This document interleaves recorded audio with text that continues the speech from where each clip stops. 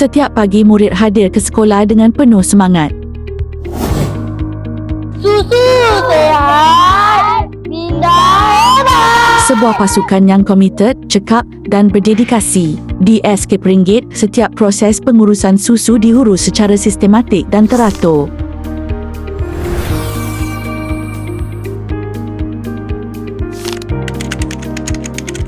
Segalanya bermula di sini. Pada setiap bulan, Escape Ringgit menerima bekalan susu di bawah program susu sekolah. Setiap penghantaran yang diterima mengikut prosedur yang telah ditetapkan. Penyelaras susu akan menyemak sijil akuan penerimaan bagi memastikan maklumat penghantaran adalah lengkap. Tarikh, tanda tangan, jumlah bekalan dan pengesahan direkodkan sebelum susu diterima.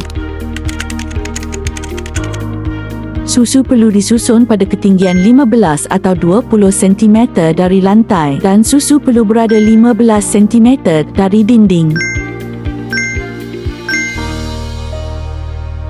Di Sekolah Kebangsaan Peringgit, kami mengambil satu langkah tambahan dengan menyimpan susu sejuk di dalam peti ais sekolah. Inisiatif ini membolehkan murid menikmati susu dalam keadaan sejuk, sebaik sahaja waktu pengagihan. Melalui pendekatan ini, murid lebih gemar minum susu yang diterima, menggalakkan amalan minum susu dan mengurangkan pembaziran. Inovasi pengagihan susu Escape Ringgit. Kuat susu! Susu sehat, pindah hebat. Pengagihan susu dikendalikan oleh skuad susu yang terdiri daripada murid setiap tahap. Mereka telah dilatih dan dipantau oleh guru penyelaras susu bagi memastikan pengagihan susu berjalan lancar. Setiap ahli skuad susu mengambil borang nama dan bekalan yang telah disediakan sebelum bergerak ke lokasi agihan. Setiap ahli memastikan jumlah susu yang diagikan menepati senarai penerima mengikut tahun. Beg dizip dan ditutup kemas bagi memastikan susu selamat untuk dibawa. Melalui inovasi skuad susu, proses pengagihan menjadi lebih cekap, menjimatkan masa serta memupuk nilai kepimpinan dan tanggungjawab dalam kalangan murid. Selepas menerima tugasan, setiap ahli bergerak ke lokasi pengagihan mengikut tahun yang telah ditetapkan. Assalamualaikum, cikgu. Nak panggil susu RMT. Murid telah diterapkan amalan membasuh tangan sebelum minum susu. Ahli skuad susu mencatat nama bagi jumlah kotak susu yang diagi. Mereka akan dipantau oleh guru mata pelajaran dan guru yang bertugas semasa agihan dijalankan. Baik kawan-kawan, sebelum minum susu, pastikan kotak susu tidak kemek. Kedua, pastikan bungkusan tidak koyak atau bocor. Ketiga, semak tarikh luput. Goncang dulu kawan-kawan. Seterusnya, kita hidu.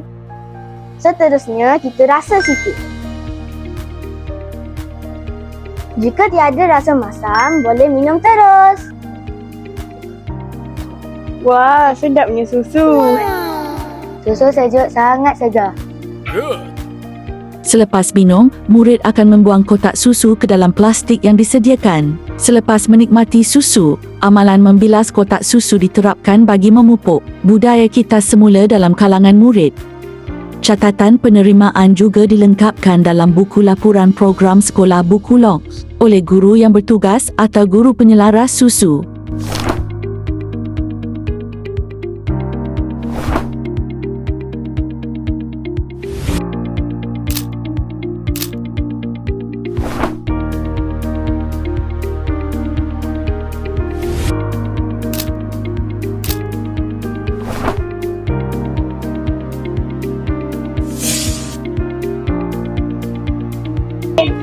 Ya, betul.